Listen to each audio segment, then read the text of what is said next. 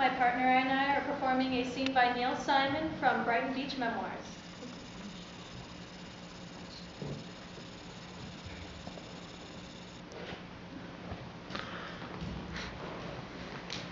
I wanted to talk to you.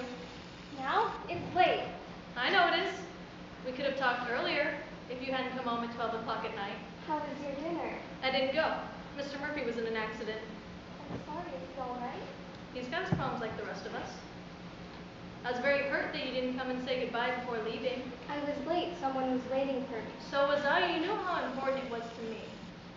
I'm not feeling very well. You purposefully left without seeing me. You've never done that before. Can we talk about this in the morning? I won't be here.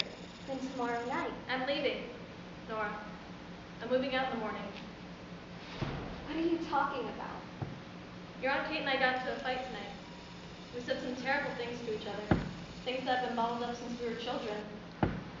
I'm moving in with my friend Louise in Manhattan Beach. There, I'll get a job and then I'll send for you and Lauren. I can't believe it. You mean it's all right for you to leave us, but it wasn't all right for me to leave you? I wasn't concerned about you leaving me. It was your future I was worried about. It was my future. Why couldn't I have something to say about it? Maybe I was wrong. I don't know. I never made the decisions in the family. Your father did. Everyone always took care of me. My mother, my sisters, your father, even you and Laurie. I've been a very dependent person all my life. Maybe that's all I'm asking for, to be independent. You earn your independence. You don't take it at the expense of others. Would that job have even been offered to you if someone in this family hadn't paid for those dancing lessons and kept a roof over your head and clothes on your back? If anyone's going to pay back Uncle Jack, it'll be me. Doing God knows what, I don't know. But one thing I'm sure of, I'll steal before I let my daughter show that man 1 ounce of ingratitude or disrespect. So I have to give up the one chance I may never get again? Is that it? I have to pay for what you couldn't do with your own life? What right do you have to judge me like that? Judge you? I can't even talk to you. I don't exist to you. I have tried so hard to get close to you, but there was never any room. Whatever you had to give went to Daddy, and when he died, whatever was left you gave too. Say it. Finish what you were going to say. My whole life I've been jealous of Lori because she was lucky enough to be born sick.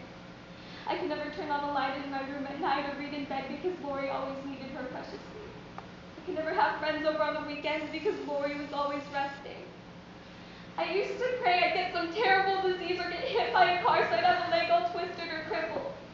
And then once, maybe just once, I get to crawl into bed next to you on a cold, rainy night and talk to you and hold you until I fell asleep in your arms. Just once.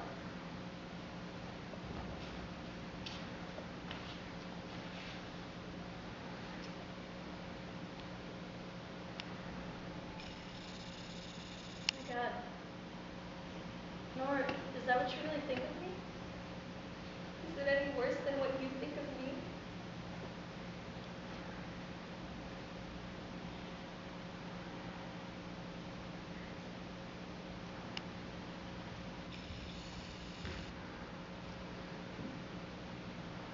I'm not going to let you hurt me, Nora.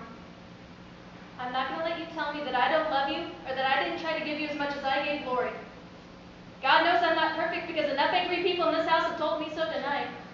But I will not be a doormat for all of the frustration and unhappiness that you or Aunt Kate or anyone else wants to lay at my feet. If you feel cheated that Lori gets more than you, then I feel cheated that I had a husband who died at 36. And if you go on keeping feeling that way, you'll end up like me, with something much worse than helplessness or loneliness, and that's self-pity. Believe me, there's no leg twisted or bent that is more crippling than a human being who thrives on his own misfortunes.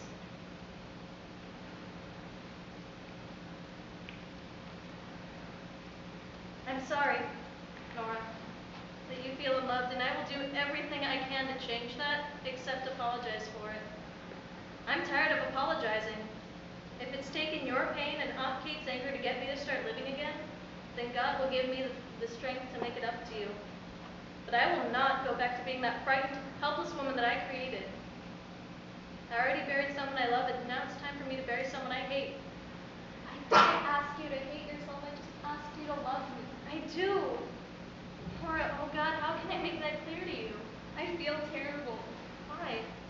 Because I think I hurt you and I still want that job at Mr. Beckman.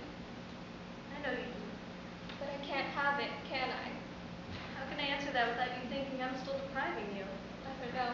Maybe you just did.